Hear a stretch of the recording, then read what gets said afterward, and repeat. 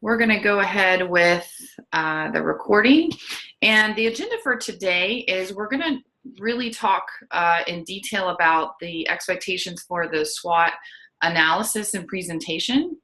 And but first, before we get into the details, which were posted on Blackboard a couple of days ago, I sent a notice out about that. There are some detailed instructions as well as a grading rubric, and we're going to go through those, and you'll have a chance to ask questions the latter part of the class. But first, I just wanted to go through a pretty brief lecture on just the analysis itself and just some general, what is SWOT and all of that. So I'm going to go ahead and get that started, and we'll go from there. But as always, please stop me as you all have questions. Okay, great.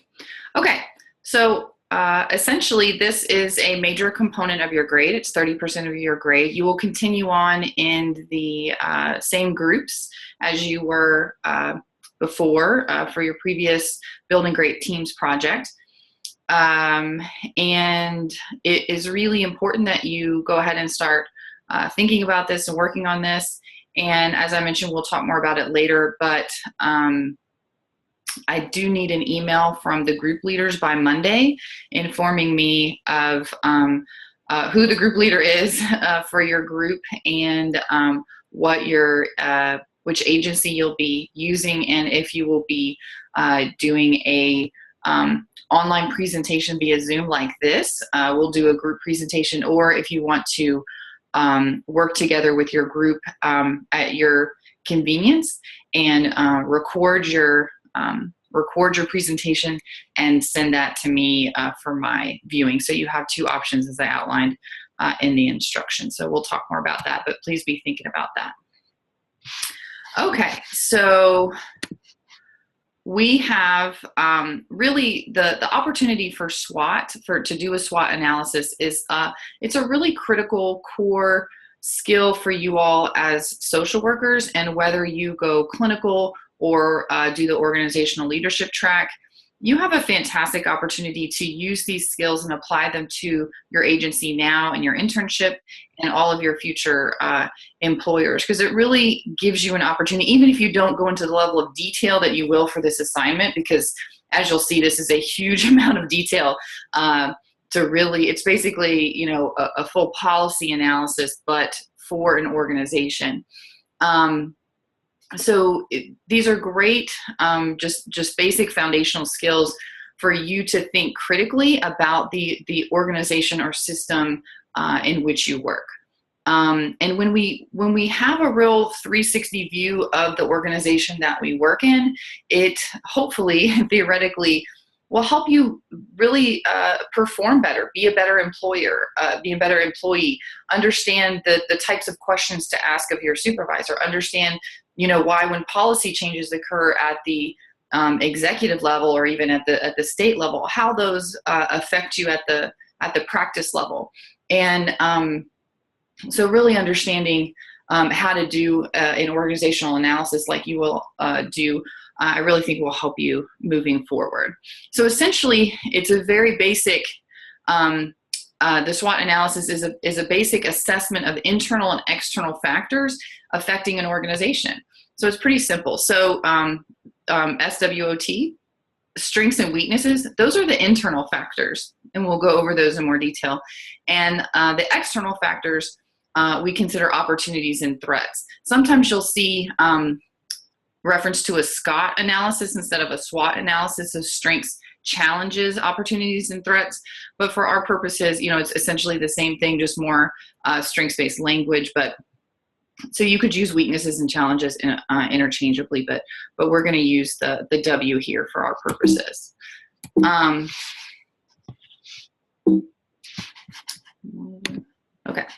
Okay, so strengths and weaknesses. Some of the basic questions that you'll be working on in your teams are, essentially, what are the overall strengths and weaknesses of the organization?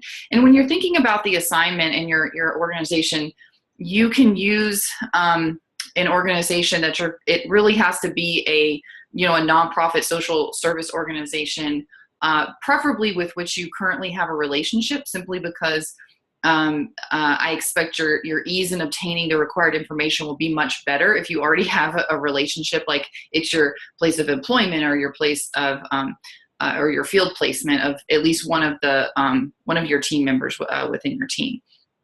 You do not also, I wanted to make clear, some organizations are much larger than others, and in some of those larger organizations that may make like the State Department of Children's Services or something like that, it would take you a year to do this on an organization with 6,000 employees. So if you are doing it on a very large nonprofit, like a statewide nonprofit or a larger government agency, you are welcome to do a kind of a subunit or a program within that agency. But as you'll see, it may be easier to just do the whole organization when you start figuring out, okay, how do you apply the information that you obtain, like your specific agency budget. If you do a program within a larger agency, you're still going to need to obtain a program specific budget. Otherwise, you'll be comparing apples and oranges, and it won't really get you to the level of detail that you really need to do an effective analysis. So, basic strengths and weaknesses of the organization internally. What is the organization doing well? What is the best thing the organization does? And how can we build on the organization's assets? So understanding what those strengths are, when you look at those deficits, when you look at those weaknesses, you can analyze, do they have the strengths present to address those weaknesses, or is it really out of balance? And being able to provide an objective analysis will be easier when you think about it in those terms. Where's the organization missing the mark? Sometimes organizations, especially if they've been around a while, they may have this, fabulous mission and vision that they're working on, but maybe because of turnover in leadership over the decades or over the years, or changes in other, board administrations, or for whatever reason, they may start to have kind of mission drift. Really, they're shooting for a target here, but they wind up, because of their funding, having to kind of go a little off target. And so sometimes that can really have some pretty disastrous consequences for really the integrity of the agency. But it's one of those things that can be kind of subtle. So when you're doing an analysis of the overall, types of programs that they offer, and does it make sense? This is really an opportunity for you to practice some critical thinking, and make sure that the dots connect between what they're funding and what their overall mission is. Because remember, budgets are and we'll talk more about this later in the semester, but they're really moral documents. They really show how organizations or systems place value on certain things. So that'll be one of the things to be looking at internally. Are staff educated and prepared to carry out the job? Sometimes, especially in smaller agencies, especially in rural areas, sometimes you may have agencies that kind of hire just people that they know, which isn't inherently a bad thing at all. It's just sometimes they may not be the best educated or best prepared. And so sometimes you have some real issues of fit between the staff and the overall expectations of the job. And sometimes the staff may be, wonderful and totally prepared and educated, but maybe issues are at the supervision level, or they don't have the ongoing, training or advanced licensure that may make them even do an even better job. So looking at that level of detail will help as well. Again, kind of an obvious thing is the organization managing its finances well? Have they been in the red? Have they been operating at a budget deficit for, meaning that their revenue is less than their expenditures, just like your personal budget, has that been going on for several years now, and they just, continue to go into their reserves, or, have to, cut programs year after year. So being able to look at the finances, especially over, say, the last 2 to 3 years, will be really helpful.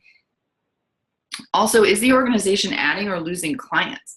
So again, going back to that mission, who are the clients that they serve, and, have they changed? Has there been, did they used to serve 120 families per year, and now the agency serves only 90 families per year? Why? Was that just simply a funding issue, or, did kind of word get out on the street that, that the agency really wasn't delivering what they were promising, and so they started to get a negative reputation? So looking at those kinds of things. Or has it grown exponentially and it's, doing really, really well? And again, are the programs offered, are they relevant? Do they employ the latest in research or best practices or evidence-based practices? Are they changing with the times? Are they on the cutting edge? Or are they an agency, that maybe has been around for quite a long time, and they just are kind of doing what they always did, and maybe it's just not really cutting it, or it's not really meeting the need of the community. Kind of a solution in search of a problem that can happen as well. And again, y'all, please stop me if you have any questions. Strengths can be the organization's foundation for the future. So you definitely really want to be analyzing this, from a strengths perspective. And weaknesses can be points of vulnerability. They may have only one real, a weakness that causes vulnerability, but maybe it's really, really big. Or maybe they have many, but they're really manageable because their strengths are so critical. Internal weaknesses also can be caused by external threats. So when we get into the instructions, it'll say provide strengths and analysis of the strengths and weaknesses for each one of the items that we will go through. But please remember that also means those opportunities and threats. So just because something like, say, staffing, for example, you'll consider that as an internal issue. So you may think that it's kind of one-to-one. So you only do strengths and weaknesses on something that's internal. But remember, this is really a 360 view, and it's more complex than that, because internal weaknesses can be caused by external threats. So for example, if many of you may be familiar with the political attacks over the last few years on federal funding for Planned Parenthood, and those external threats on that funding may have a direct impact on the types of programs internally that agency is able to offer, and even the number of staff or the staffing pattern that the agency is able to support. So really analyzing all the way around, even if it seems directly internal, think about those external factors as well. It may not always be that kind of extreme an example or that obvious of an example, but you do need to just take some time to consider all options. And part of why this is such an interesting project and an assignment for you all is it's not your typical do a research paper and you want to learn about autism, and so you go out and you do a big review of the literature. Your literature, essentially, your lit review, consists of our friends here that are listed here, our board of directors, the clients of the organization that you serve, the professional staff, the supervisors and managers, referral sources. You can learn a lot by analyzing who are the agencies that refer to your agency. And who are the funders? You won't always necessarily have to set up interviews with all of these different people, but if you can get some key external and hopefully objective, have those conversations, get that information from those outside sources, it's going to help just provide a much better analysis. And you will be able to use your APA manual and Purdue OWL to be able to appropriately cite in APA format the interviews and conversations that you have with these sources. Because essentially, if you interview, say, the chairman of the board or the CEO of your agency or the finance director, that's your source. And so you'll want to cite that appropriately in your report and in your presentation as that makes sense. So moving on to opportunities and threats. This is, again, an evaluation of the external factors. You can also consider this, a scanning, an environmental scan, a scan of the environment, or even futuring. What maybe you might think that it may seem like there's a threat building this year, but it's not really fully realized, but next year it may really be a problem. So that's kind of looking into the future to figure out I sort of also consider this kind of issues on the horizon, which is really important with things like political elections or administration changes that may be, as I said, on the horizon or kind of coming down the pike. You also here can use review and assess secondary data or other interviews like the Census Bureau, the CDC, publish reports from advocacy groups or universities, newspapers, kind of what's out there in the world that's talking about or that may impact your organization. Because remember, again, this is all external. This is much more macro. This was what's happening in the state, in the world, in the community, in the neighborhood. And also interviews or networking with elected officials or other professional staff, again, board members, community leaders, or funders or contract agencies. If you look at your budget and you realize that 80% of your revenue comes from a single state agency or a single federal agency, that should be a real red flag for you all to kind of hone in and figure out, this could be a real threat. What happens if there's new leadership at that state agency and they want to take their mission or their funding in a whole other direction that's completely within their purview to do that.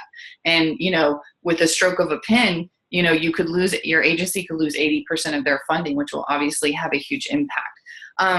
So really thinking about this again as a 360 view, and again, this is an analysis. This is critical thinking. How do those external factors influence those internal factors? And I mean, sometimes that may get into vice versa, but maybe not necessarily for this project. So some other questions to consider with the external factors are there any changes in public administration expected, as I mentioned, or elected officials, expected reductions or even increases in funding? That does happen sometimes. Things like the Sandy Hook shooting was such a big became such a big national issue and kind of national crisis around mental health funding. And the president was able to secure a very, very large amount of money that, and put together a whole funding package that was really a policy and kind of political response to that one event, that one crisis. And it really resulted in millions and millions of dollars for lots of different programs that just simply wasn't there before. So some increases, do happen even when budgets are tight. So are there new funding sources, kind of like the example I just mentioned? Are there newly recognized community problems or crises? What is the competition doing? Is there a new startup? Kind of like, is there a new coffee shop, or bar on the corner? You want to look at, from a business standpoint, you would always be concerned with what your competition is doing, and nonprofits and social services should be no different, because at the end of the day, for those services, they're still kind of fighting for that pie. It's really interesting, just specifically in Nashville, we have a huge amount of nonprofits, but that doesn't necessarily mean that, we have exponentially more, funding for nonprofits than other cities do. We really do have a lot of nonprofits. So they're always kind of, vying for the same grants and same dollars a lot of times. So understanding, how your agency stacks up. If they provide services for, homeless veterans, are there other agencies that provide services for homeless veterans, or do they kind of have a monopoly on that particular issue within your community? So understanding that is also critical. And that also leads to the next question, which is your organization competitive? So are they on the cutting edge? Are they getting all the latest grants? Are they, training their staff so they're the most effective? Are there, is their trajectory, are they improving, or are they really stagnating? And understanding what goes into that. And that's where these interviews with these key leaders within your agency are going to be really helpful. I don't expect you all as entry-level employees or even intermediate employees and interns to be able to know all of this off the top of your head just by talking with your supervisor. It really is going to be one of those things that this is really a deep dive within your agency of choice that you select to analyze. And also, hopefully, this this project could really be of benefit, and not just benefit to you in learning about it, but benefit to your organization, your agency. I mean, if I was, just for example, if I was a CEO, I would want to know the answer to these questions. You know, how objectively, how competitive are we? And when budgets are tight and you're kind of skimping and scraping and always staying late to help that next family, that next client, doing things like organizational analysis isn't necessarily at the top of your priority list. So this really could be a big advantage for your agency. So talking with your supervisor or who you have the relationship with in your organization first will be a really good step to figure out who do you need to talk to next. And lastly, what changes are happening that can help the organization fulfill its mission, or what changes may be afoot that could undermine the organization's progress toward achieving its mission. So these are, again, these kind of external things that could be happening in the community. Is there a leadership change that was caused because there was, some kind of issue, kind of political issue at the board of directors level, and so everything's really tense? Is the organization going through a massive, real sort of policy change, mission change, like with all of the new science and new information we have around the treatment of trauma and the trauma-informed care movement? There are whole agencies that are trying to take their agency from either maybe a more kind of punitive approach to a trauma-informed approach. And that, those kinds of organizational changes can be huge, but again, that can be considered pressure from the outside that leaders within the organization are taking advantage of, because they know funding will be coming to fund these latest cutting edge ideas. Okay, I'm trying to rush through this, being mindful of our time. So some other general thoughts about this. The SWOT analysis is a lengthy and often ongoing assessment process that even can be subtle, because sometimes you can get hit with a big funding cut and everybody's scrambling and it's just kind of smacks you right in the face and everybody has to drop everything and deal with it. Or it can be more gradual and a much more subtle process of kind of this mission drift that happens year over year over year. So it doesn't really seem like it's that big of a deal, but then you turn around 5 years later and you're completely off track and you've lost your true north with your mission. So being mindful of these things that can be subtle will be helpful. And obviously, because time is money, conducting a SWOT analysis can be costly, as I mentioned. So this project could really be of value to your organization. I definitely would be selling that, and hopefully that may even, you can use that to your advantage with trying to get some face time with some of these key leaders within your agency. And hopefully, because you're students and this is a learning process, you won't have any issues obtaining information. But please, please, please let me know if try to solve any issues that you run into appropriately on the front end, with your supervisor or whoever you have that relationship with. But if you really run into a brick wall and just can't get the information that you need, please let me know and I'll help you brainstorm and see. And if you really can't get enough information in a timely manner, you may have to switch agencies. So just know that as well. Again, the most effective SWOT analysis has input from many people and many sources of information. So don't think that all of this is going to come from one person.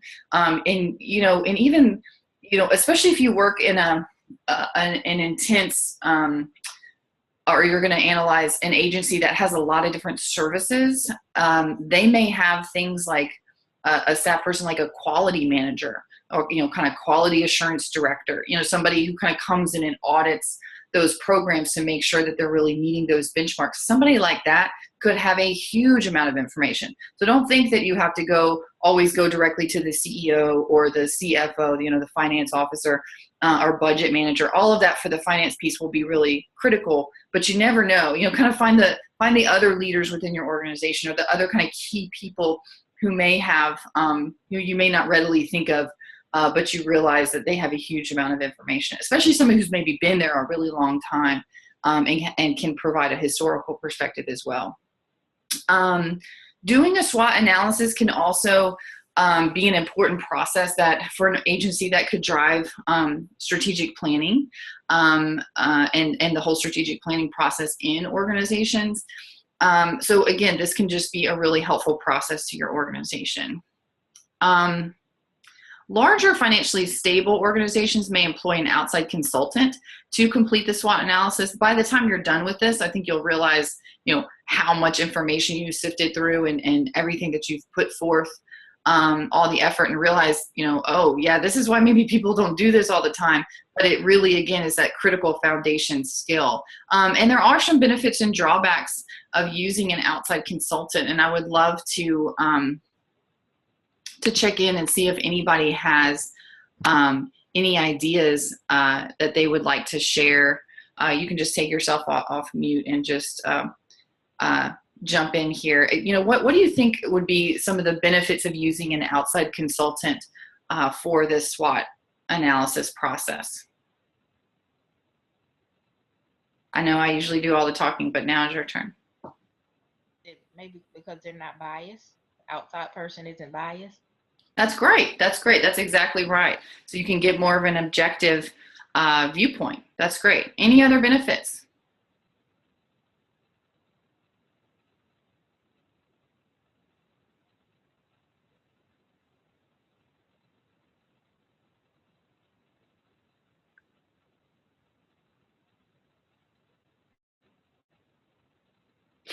I guess kind of playing off of the issue of not being biased and kind of being more objective.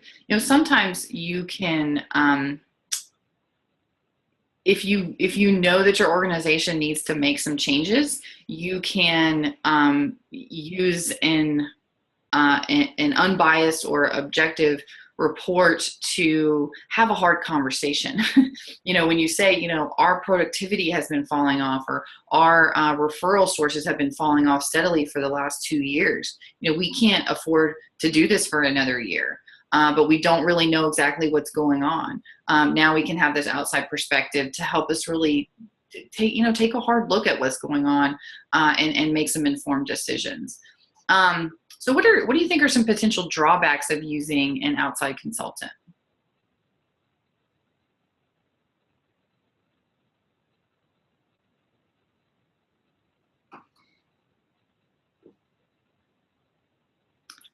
An outside firm, I'm sorry, this is Tanya.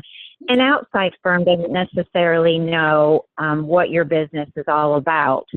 So it may not know, like, for example, teaching, the people who govern teaching are rarely ever teachers or businessmen. So you don't have the knowledge, you don't always have the knowledge that you need to look at another company. Right. Excellent. Good point. Any other drawbacks?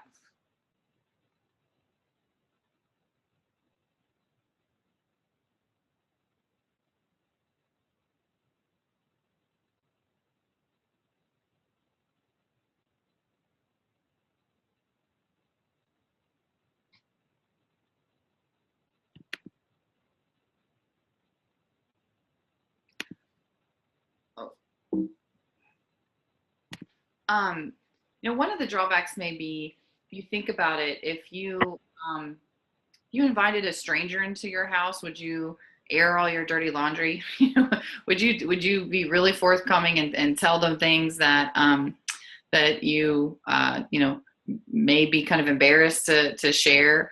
So it may be one of those things, just depending on how it goes, that, the kind of key stakeholders within the organization that are sharing that information may feel very threatened by the process. There's definitely, when you think about that movie with George Clooney called Up in the Air, their whole job was to come and assess an organization, and they made these sweeping cuts, to hold units and staff and resources and all of that, really shook things up. So there may just be kind of this inherent threat with having someone from the outside coming in, but that's where you really look at those kind of change management, or just really effective communication strategies to help deal with any potential fallback on your staff morale, and things like that. And on that same note, that same piece can also be a benefit, because you may tell a stranger, you may tell an outside consultant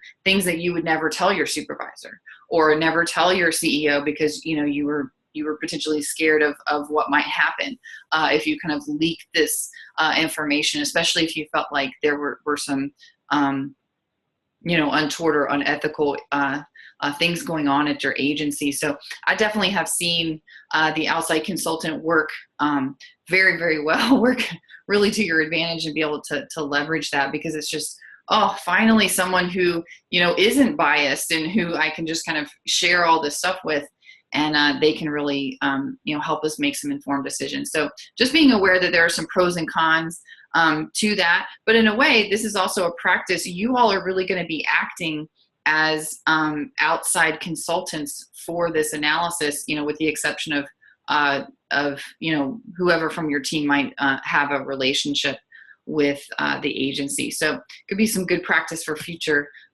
work for you all. So these are very much detailed. These organizational characteristics are very much detailed in the grading rubric and the instructions. So just know that this list is reflected in those documents. So we'll talk about it more here. So for each one of these items, you are going to have to do a SWOT analysis for each one of these items. So social, political, economic, and technical trends. Technology issues can be, obviously we're in online environments.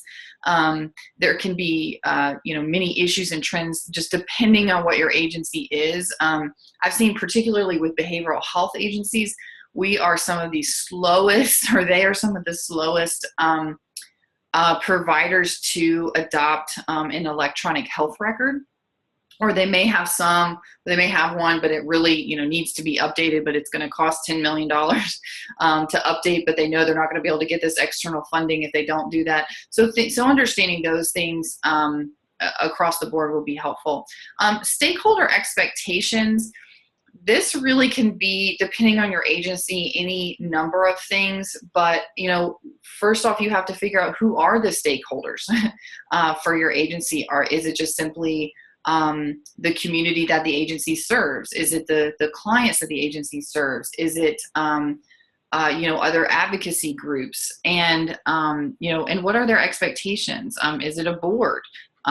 Generally with nonprofits, there's not, shareholders, but this is really, who cares about the success of your organization, kind of who has a stake in helping it to improve.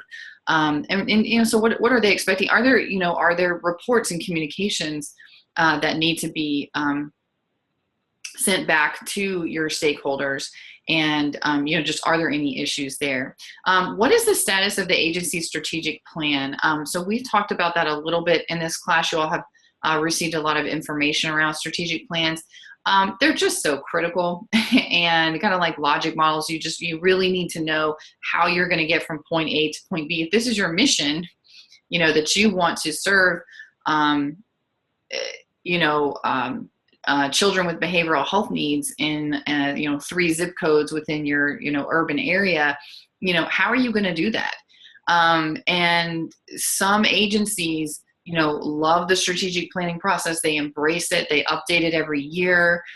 They have a 3 to 5 year outlook. It's very detailed. Everything's on point. They treat it like this really central document, and it's really like a working document. Other agencies will do it once every 5 years, stick it on a shelf, never think about it again.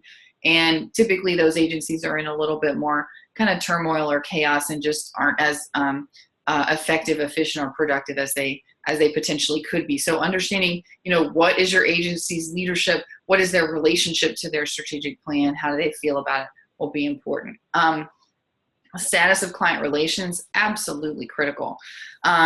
We agencies exist to serve a population. You all are in social work school to serve vulnerable populations. Your future relationships with those clients will be very, very important. If they go south, it can sink your whole agency. Sometimes agencies will have, because this is just such a key metric, sometimes agencies will have things like client satisfaction surveys, and you can ask the leadership at your agency for the results of that, about that satisfaction evaluation, for the last 3 years, and see if there's any changes or improvements, or is it keeping steady. Program design and service delivery. So, is it effective? Is it really meeting the mission? Are there any issues there? Is this one of the highlight?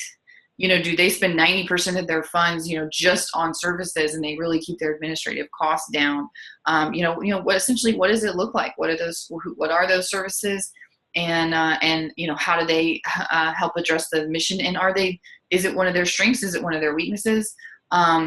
And really looking at, this would be another key area to maybe map with the budgeting and financial management. Because if you have, if your agency, has 6 programs and they spend 80% of their funding on 2 of those 6 programs, what's really happening there, and why is that? Is that an informed decision? Did that just sort of happen? Is one of the programs kind of bloated with mid-level managers that could be more efficient? And so just looking at those different things and analyzing that will be important.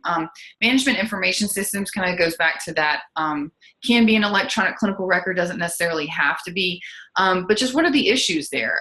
We all do have different ways that we manage information. This could be online evaluations, something very generic. This could be internal communications within the agency, between staff. This could be communications externally with stakeholders, or this could be something like an electronic health record. You're really just going to have to investigate for your specific agency what this looks like, and are there any issues there. Budgeting and financial management, I've talked about. You really need to get a full copy of your agency's budget with both the revenue and expenditures, and understand, and if that budget is, say, 1 page, that's great. But it may not have the level of detail that you need. Usually an agency's annual report, if they're nonprofit, usually they're required to make public an annual report that might have some of this budget information. But again, to do a real analysis on the status of the programs and service delivery, and other kind of stakeholder expectations, and and to understand, do they have sound fiscal practices? Do they have, maybe get a copy of an external audit, or things like that. So talking to someone who's really in charge of the budget and finance piece will be really helpful. And just let me know if, please post any other questions on the discussion board. If you're just running into, well, I have this, but I don't really know how to look at it, or you can email me. But especially understanding, especially if you're going to do as I mentioned before, a unit or a specific program, especially if it's a large program within an agency, and you want to do your whole SWOT on just that one segment of the company, you're going to need that whole budget, and then you're going to need that, essentially that kind of sub budget, so that you can really understand what the context of that smaller unit really is within the larger organization. Staffing and human resources, this is looking at strengths, looking at weaknesses there. Do they have a high turnover rate? Absolutely, a huge red flag for an agency is their staff turnover rate. Whether that's at frontline staff, management, leadership, any level of turnover is going to be worth noting. Do they do it really well? Do they have just a really good onboarding process? If you're an intern and you're going to do your agency, you can even personally reflect on what your onboarding process is. And what I mean by onboarding process, if you're not familiar with that term, is, how do they orient you to the agency, to the job? Is it haphazard? Was it super organized? Did they sit you down and say, watch these 3 videos, read this binder, meet with this person? And so after the first week, you felt like you were really on solid footing and you really understood. Or did it not feel that way at all? Did you not really understand what your job description was, for the first 3 weeks? So thinking about things like that are going to be interesting information for this analysis as well. Finally, the last list of characteristics is, what is the leadership of the organization? What is the leadership structure? And the organizational culture, and are they going through an organizational change? Definitely look at a copy of the organizational chart, so you understand where. So say the organization has 25 employees. How do those 25 employees, sit within, that bureaucratic structure? Is there a CEO with a very kind of flat line of, say, like kind of 10 directors, and then a few of them have a couple people working under them, and it's a very sort of flat organizational chart? And if so, what is the old organizational culture behind that, and how does the leadership relate to that structure? Or is it extremely bureaucratic, and you've got all of this layer upon layer upon layer, and maybe you see that there's not a lot of communication between those different layers. Program evaluation. How do you know if your agency's programs are doing well? Sometimes that's some of the hardest information to find. So understanding, what is that quality assurance process? What is that continuous quality improvement process for your agency's programs will be illuminating, I would say, to the very least. And is oftentimes one of the biggest areas for growth with agencies, especially sometimes small agencies or agencies that are just, don't have really any money to spare. They just don't have the resources to figure out how to study, or analyze, how they're doing well. But that's absolutely critical. If you don't know how you're doing, how do you possibly move forward? How do you know what kind of course corrections to make with your agency? And how do you even know if you're achieving your mission or being successful? Quality of working life, the climate. This ties back a little bit to organizational culture. You can do an analysis perhaps between those two items. This would be where some of those interviews with other employees or employees at different levels, maybe the frontline staff are super happy and everything's, rocking and rolling and feeling really good, but the managers are miserable. I don't know how often you'd really find that, but just as an example, are there differences at different levels, especially within larger organizations? What does that look like, and is that an issue, or is that a real strength? And manner in which workplace problems are addressed. So how are, if there's conflict, if there's problems, how do people report issues? And some of this may go back to some of your human resources issues, but this could be anything from, client services to, internal issues. So you'll just have to kind of see how this works within your agency. And lastly, there is a SWOT example. Again, I think you'll see on Blackboard in the assignments tab. I wouldn't say that the example on there is like an exemplar. I'm not going to promise you that that's an A paper, but that's just an opportunity to just kind of provide some guidance, because you're actually going to have, and we'll get into this now in our last 30 or 40 minutes or so. We'll get into some of the instructions. I want to go into a little bit more detail. So while I'm pulling this up, are there any questions about anything we've talked about? That was a pretty general overview. Yes, I had a question. This Sure. is Kara. Hey. You kind of answered it, and I can't remember where everybody is from my state. I mean, in my group is from, but I'm in Mississippi. So I'm trying to figure out, what have you noticed in the past how tasks were assigned, so that we can kind of even, divide it up equally and not have one person just doing everything? Yes, that's an excellent question. So, and I imagine one that many of the other students have. I appreciate you bringing that up. So I think that that this may work differently for each group, just kind of depending. And I think a lot of this, the onus of this will fall to the group leader. And we'll talk about this, right here, you'll see in the instructions that there's one student will be elected or will volunteer to serve as the leader of the group. And so some of those shots may be called by the leader that just says, okay, I'll be kind of the conduit, the key. This is just an example. I'm not saying you have to do it this way, but if this is helpful, I just offer it as an example. The leader may say, okay, we're going to do this agency that I have a relationship that I know about, and I will be the one that will essentially obtain, because all my group members are, all over the country, or in different countries. And you can essentially, that the leader can be responsible for making the connections within the agency to obtain the information, and then immediately passing, say, the strategic plan, the annual report, whatever other concrete items that you find, and essentially assign those different sections, or assign a review and summary of those particular materials to different students.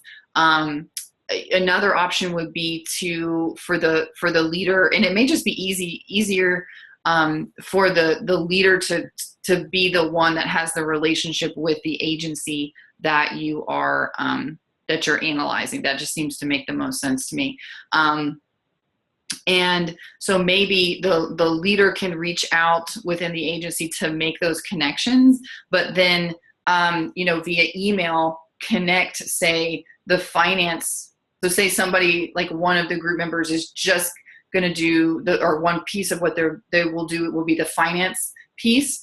So maybe the leader will connect that other group member with the finance director so that they can connect directly, but it'll be the leader who has the relationship within the organization to facilitate that connection. But the leader doesn't necessarily have to, be on the phone call or be on the Skype meeting to go over that information. So I think you've got a couple of different options for doing that. And I have a question. Does that help at all, Kara? Yes, thank you. Okay. Are there any other questions, just kind of general questions like that?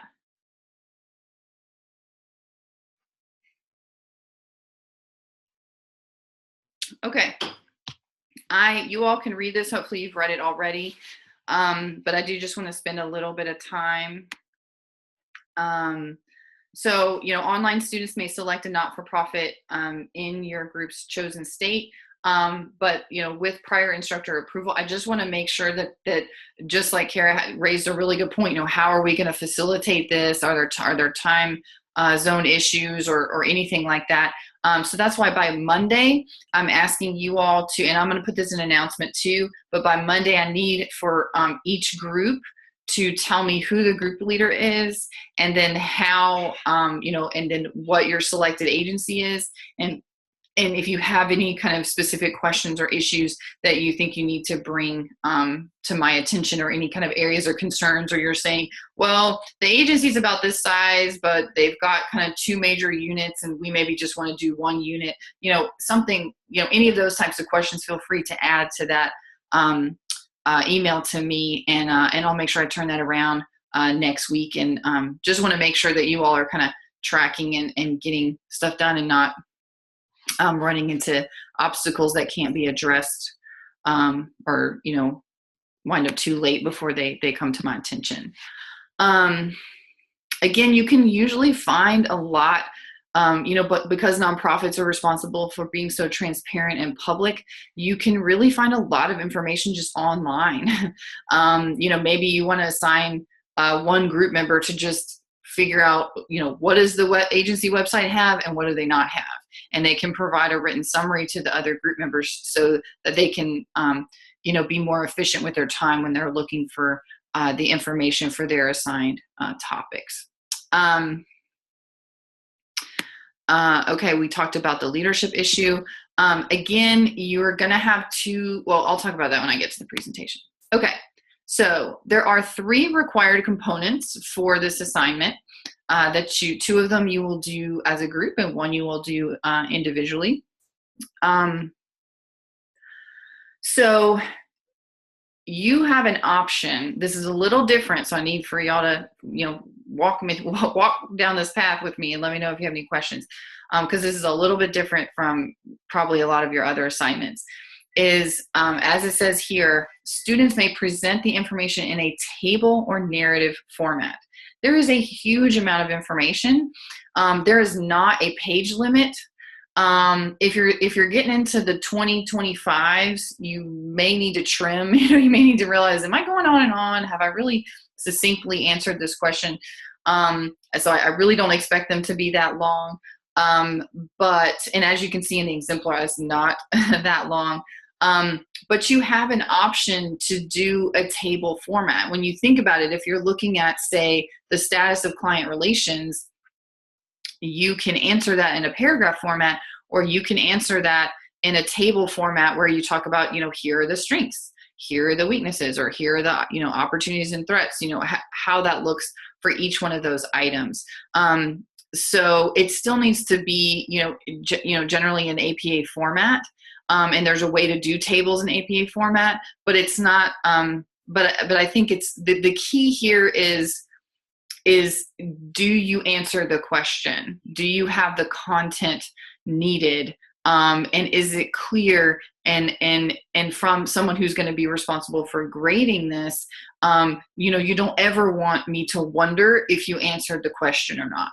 So you have an option for whatever your group is comfortable with in doing a table or narrative format. If it works to do some kind of combo of the two, that's fine. I'm not going to micromanage that process. I'm not really going to be assessing for format. I'm going to be assessing for clarity. Did you answer the question? Did you leave out any of these required pieces? We go all the way from A to M, I think.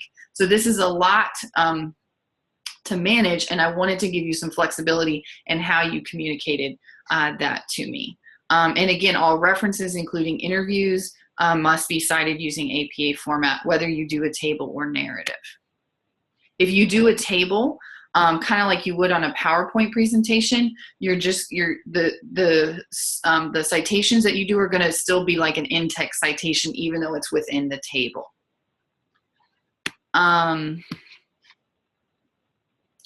Okay, so there's essentially 3 pieces for each one of these items. So for each area, students will comment on any strengths and weaknesses, and again, opportunities and threats for each section. And if there's no threats or you don't really see any real opportunities, you can just note that. Note any prior or current efforts to address the issues. So, maybe you talk about one of their strengths is really program evaluation, and you can say that they have a current effort to, strengthen their program evaluation. So maybe you can still talk about, even though it's a strength, there may be an issue that they're saying, they're really underscoring this and they're really putting a lot of agency resources to make sure that they don't, backslide and really kind of augment what they are already doing really well. And again, as I just mentioned, use specific examples to illustrate particularly strong or weak areas. You cannot just, dictatorially say that we think this is strong. Demonstrate. Provide an example. Provide the evidence. Show me the money. Tell me why. Critically why you think this is a strong or weak area. This goes into the critical thinking. This goes into the analysis. And it's just always, this is just great practice for you all. It's just like a research paper. You just have to provide those specific examples. It's kind of like with clients. It's just document. You're always going to need to document how your client is progressing. This is a very similar thought. There's 2 other pieces to the written report that hopefully this is a little just self-explanatory. You just need an introduction portion of the written report that just basically, gives me the lay of the land, describe the organization, their mission, their vision, their goals, their number of employees, annual budget, and primary revenue sources. Just paint that picture for me. Tell me where I am and where we're going before you get into the minutia of all those other sections. And lastly, and probably most critically, have a concluding paragraph where you summarize the most pressing issues facing the organization and the strengths present in the organization to see it through any current and upcoming challenges. So this is basically, once you kind of introduce the agency and just kind of who they are and what they do, and then you're going to go through A through M, all of those different sections. You're going to do a SWOT for each section. And then at the very end, this is really the most critical thing. So after all of that, you've told me about all these different issues. You've really just looked top to bottom. You've just, lifted the hood of that car, so to speak, and, looked at the engine, looked how everything was moving and flowing. And tell me what is most important. After you've told me all of this very objectively, strengths, weaknesses, opportunities, and threats, what matters most? What are those key issues? And then because you've assessed strengths on every single one, you can say what some of their best strengths are that they're going to leverage to address any of those looming opportunities or threats that may be out there. So I'm just going to pause before we go to the second part. Are there any questions about that? This is really the biggie. Again, there's not a page limit. I don't want you to be forced into a box on this. It's, again, you're really going to be assessed with, did you answer the question? And we'll go over the rubric in here in just a minute, so you can kind of see how each one of these is divided up. But are there any questions?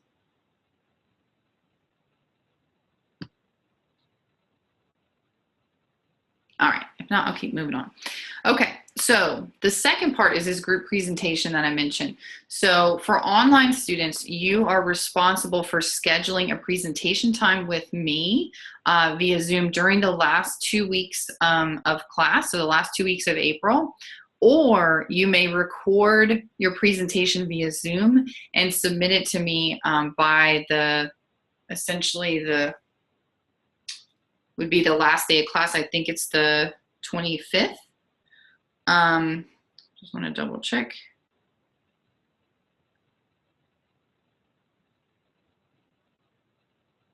Just that Monday. Yeah, Monday the 25th. So that would be the latest time that you could submit something or schedule a meeting. Probably I won't be able to schedule any because I have class all day on Monday for my in-person classes. But so you have two options. So remember, in that email that you send to me by Monday, you need to have between now and then connected with your group members, identified a leader, identify your agency, and let me know, just so I can start to plan and be supportive to you if you want to do essentially a face-to-face Zoom in real time like this. And I can be extremely flexible, even the weekends. Yes, I know that sounds crazy, but I know that most of you all probably work full time, and you have time zone issues. So I will be extremely flexible with you all about scheduling if you want to do it in real time. Or you can figure out a way to record the Zoom, and probably I would contact the OIT help desk, and you can just email me access to that Zoom via the UT Vault, which is the same way that I've emailed you recordings of these sessions. There are, if you haven't seen them yet, there are Zoom instructions. There's a Zoom guide for probably the leaders to really pay attention to. But there's some resources on Blackboard to help you. And if you haven't yet contacted our OIT help desk, they're very timely, very wonderful folks that provide a lot of support to both faculty and students. So address, I'm not your technical person, address all those technical issues to them. So I'm gonna stop there, and I'm gonna get into the expectations of the presentation on the rubric, because that's where they're outlined. I will touch on this a little bit. You need to do a PowerPoint. This is about, this is why there's two aspects to this project. It's one thing to get all this information, summarize it, outline it in a written format in a very succinct way. It's another thing entirely to then take that information and summarize it verbally in a presentation format. Those are two very different skills. And so as social workers, we want you to be adept with both written and oral communication skills. So this is just another opportunity for you to practice with that. So points will be deducted for presentations that are not innovative and lackluster. So essentially, whether you record it or we do this live, don't just sit there and read the PowerPoint or tell me that, well, you can read it and just let me sit there and read it. You need to have some dynamism there and just make it as interesting as possible. And I have a question. Sure, go right ahead. How long does the recording have to be? So just like there's no limit for there's basically there's no limit, but I'm gonna say like probably shoot for like probably no more than 40 minutes. 40, probably not more than 45. So you can kind of plan for scheduling purposes that the presentation will take an hour, just so that we can have a Q&A at the end. But when you see really what you're going to be presenting on, I don't think it's even going to take that much. But again, it's going to go back to, did you answer the questions? How well did you answer the question? What is the cohesion of your group? And going back to this kind of innovation and creativity. So I guess short answer is please no more than 45 minutes, but you can probably even do it in about 30. Great question. Any other questions?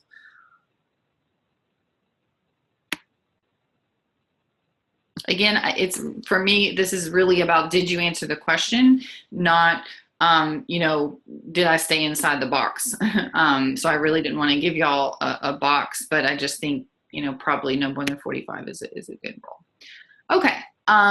So the third part is a group evaluation. And this is similar to the individual group contribution statement that you submitted for the last assignment. Is just a little different. So you're going to submit this individually. You are going to individually upload it to Blackboard. And we'll talk about the submission instructions in a second, but, and so each member of the team is going to answer, these questions. So leaders and participants, know this up front, that this is what you're going to be responsible for assessing. So each group member will submit a separate evaluation and answer these questions. So who was the leader of the group and what leadership style did they possess? So again, you were going back to some of the content at the very beginning of class, and you're applying it to a real life, group dynamic, leadership situation. What strengths did the group possess, and how specifically did you see each of these strengths demonstrated? So again, providing those examples. What weaknesses or limitations did this group possess, and how specifically did you see these weaknesses demonstrated? And lastly, how did this group harness its strengths? Again, it's always about leveraging your strengths. You're always going to go further faster if you do that, rather than spending your energy and focusing on deficits. So how did this group harness its strengths in order to address the identified weaknesses or limitations during the group process?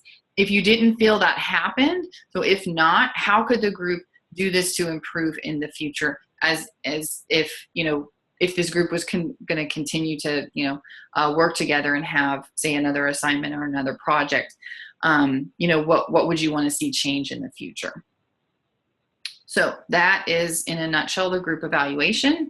Again, upload to Blackboard individually by the 25th.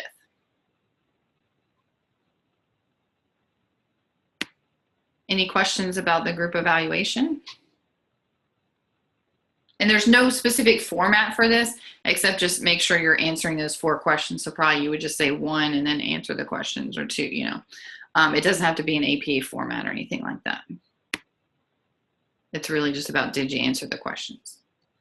As always, we have the same group policy project. Most of social work is done in a group setting, especially macro social work. And, but even in clinical practice, you just need to know how to work with other people. And especially in an online environment, y'all are tasked with, you have even more challenges than just being able to, meet during class and things like that. So this is critical, and I take this really, really seriously. And I have an absolute zero tolerance policy for people who are, for students who are just simply not carrying their weight with the group. I think those of you all who had questions about your prior group experience, I think have probably picked up from me that it's not okay. As a program, it's not okay for students to be in high functioning groups and just sort of skate by. That's not okay, because we still, even though there's group work, we still need to appropriately assess you in your individual performance. So that's really how we do this, how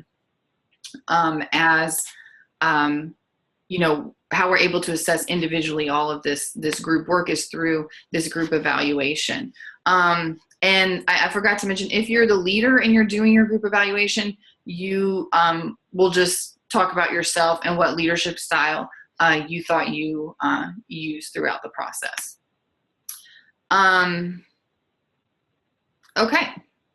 So please, if you're having, major group issues, if one of your group members is, kind of MIA and, you've tried to get a hold of them and it's been, a week and you still haven't heard anything, please let me know, and just document that just like you would in any other setting, so that you can have a record of that and be able to appropriately submit your group evaluation. Okay, so but hopefully you all won't have any of those issues. So submission instructions.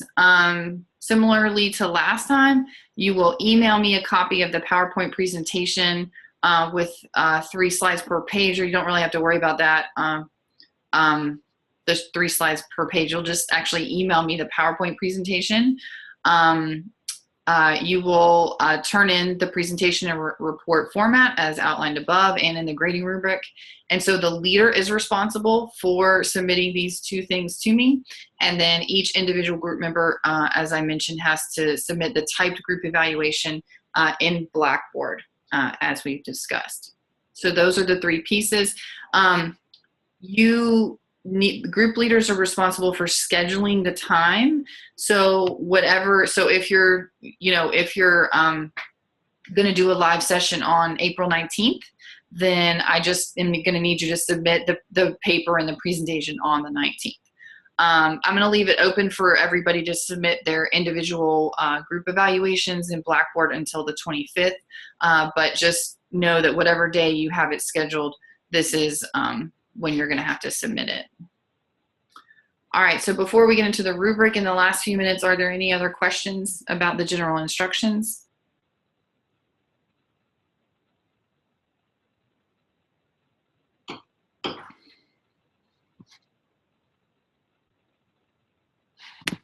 Okay.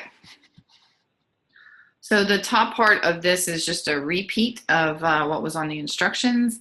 And then you will see that this is a pretty flat, very not interesting at all rubric, because pretty much every single section just gets 5 points.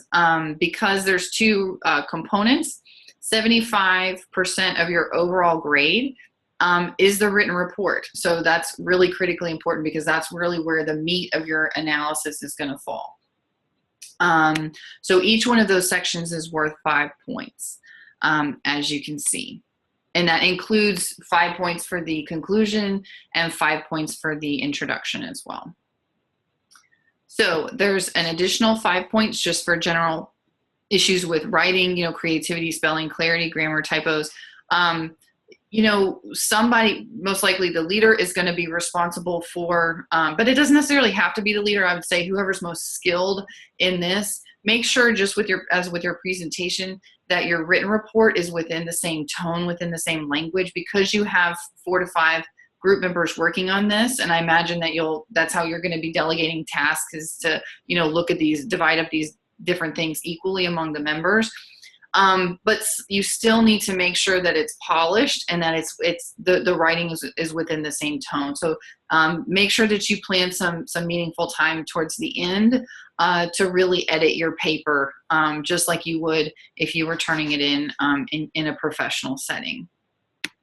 Just, check all of those little typos and all that kind of stuff. So again, APA format, whether it's a table or narrative, and you make sure all those citations are on point and you have your reference page. Okay, so the last 25% of this project is for the PowerPoint presentation and the oral presentation of your, whether it's recorded or live. You've got 5 points of the 25 for creativity and innovation. So just, let's just make sure that it's interesting, that it's easy to follow. And, sometimes we can get so creative that we, with lots of, animation or, whatever, and it can actually take away. So you're going to have to find that balance, because really at the end of the day, your oral communication skills are all about clarity. So don't want to get so carried away with, warm and fuzzies or whatever that you lose the point. 10 points are going to be for really a summary of your most critical SWOT components. So really this is going to, whatever you put in your written report for your summary points, this is really where you're going to get into the meat of your presentation. So, kind of your agency overview, I need for you to tell me, all those things like you included in your introduction, and then a succinct summary of the SWOT characteristics of the agency. You do not, and I want to repeat this, you do not have to do a presentation on every single item A through M. This is really about what is most important. So when you think about it in terms of an analysis, I don't need to know, and for the presentation, I don't need to know every single detail of everything. Like if it's, working well and it's just kind of, middle of the road, it's not a really strong strength and it's not a really strong weakness, you don't necessarily have to include it in the presentation, which is also why I don't think you need more than 45 minutes. So really, I just need a summary of those key points and really that summary conclusion of the most pressing issues. So this is really where you're going to tell me what is the agency, and what's working well, what's not working well, and how is that agency using those strengths to overcome any of those issues that you've identified that may be on the horizon. So this is a much more simplified version of your report. It's just, again, this is about you building muscle, building skill and competence around being able to present succinctly this information orally. So think about it like if you wrote this whole report and then you had a half an hour to present the findings of your report to the CEO, that's essentially what this is. And lastly, because I think it's so important, because so many different people are working, I need to see that every group member is carrying their weight for the oral presentation. And so things like group cohesion, quality and participation of group members, and appropriate use of time. Does one member, take up 50% of the time, and then the other 3 members are having to, hurry up so they don't go over. Really, y'all should be a well-oiled machine. You should have practice. That's exactly how our policy students won the state competition today, is they practice, and they all worked as a team. So making sure that there's some consistency across your group members will be really, really important. Okay, and that is it for the grading rubric. So I will stop. We've got about 10 minutes left if there's any other questions about this or even anything else about this class.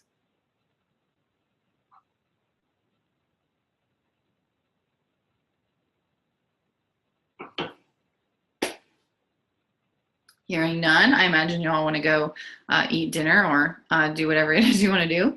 So I am going to just mention to you that I am working on getting the remaining quizzes online as soon as possible, and getting your other grades up for your leadership papers will probably take the longest because I have the most of those. But I'm going to get your work on getting your other project graded as quickly as possible. I know that the drop date for this class is on the 5th, so I hope to have information to you all about how you're doing it as soon as possible. But hopefully, if you haven't taken the quizzes so far, I recommend you definitely take a couple so you can see how you're doing on those. They are pretty self-explanatory, and I'll get the other ones up as quickly as I can. So I know that can be a little bit frustrating, and I definitely apologize that it's taken me so long. It's been that kind of a semester. So any final parting thoughts, words of wisdom for me or your student colleagues before we go?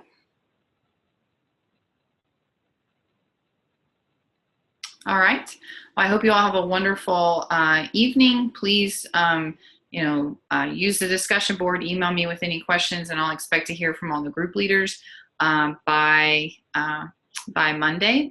And I have a YouTube channel that I have, so I'm going to try to post this recording on the YouTube channel. If not, I will send it to you all via the UT vault.